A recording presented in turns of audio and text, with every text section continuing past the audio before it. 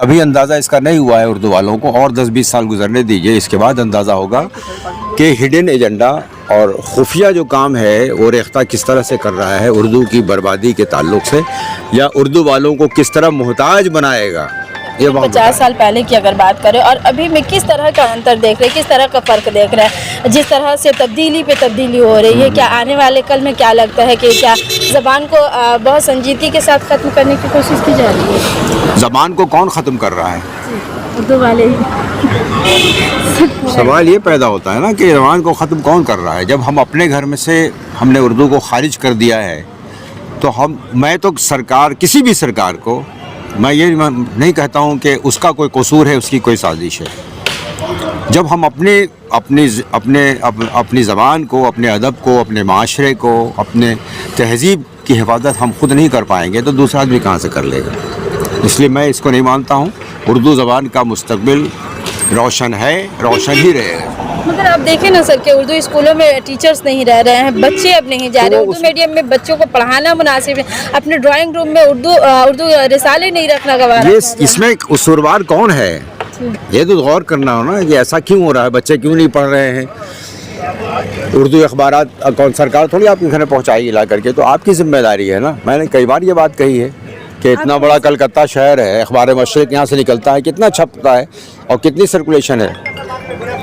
आप NCPL से भी जुड़े रहे हैं, क्या लग रहा है, क्योंकि अभी किस तरह से उर्दू को बचाने के लिए अभी जो मौजूदा दौर में जो उर्दू के हालात देखी जा रही है, किस तरह से इसको देखिए उर्दू वालों को खुद आगे आना होगा, ठीक है ना। अपनी ज़ात को मिन्हा करना पड़ेगा, तमाम जो इख्तलाफात हैं उनसे ऊपर उठ करके उर्दू के लिए, अदब के लिए लड़ाई लड़नी होगी, जब ही बात बनेगी। रेख्ता का मामला आप देख रहे हैं, रेख्ता का मामला काफ़ी ज़्यादा चर्चे में, रस्मुल ख़त को चेंज करने की कोशिश की जा रही है, ये कहाँ तक उर्दू के लिए किस कदर ख़तरा लाहक है? देखिए रेख्ता के बारे में मैंने बहुत पहले भी कहा था, हमारे सर्राफ साहब, संजीव सर्राफ साहब बहुत मेरे अच्छे दोस्तों में हैं, लेकिन असल में हिडन एजेंडा जो है वो कुछ और है, और ये अभी अंदाज़ा इसका नहीं हुआ है उर्दू वालों को, और 10-20 साल गुजरने दीजिए, इसके बाद अंदाज़ा होगा कि हिडन एजेंडा और खुफिया जो काम है वो रेख्ता किस तरह से कर रहा है उर्दू की बर्बादी के ताल्लुक से, या उर्दू वालों को किस तरह मोहताज बनाएगा, ये बहुत बताएगा।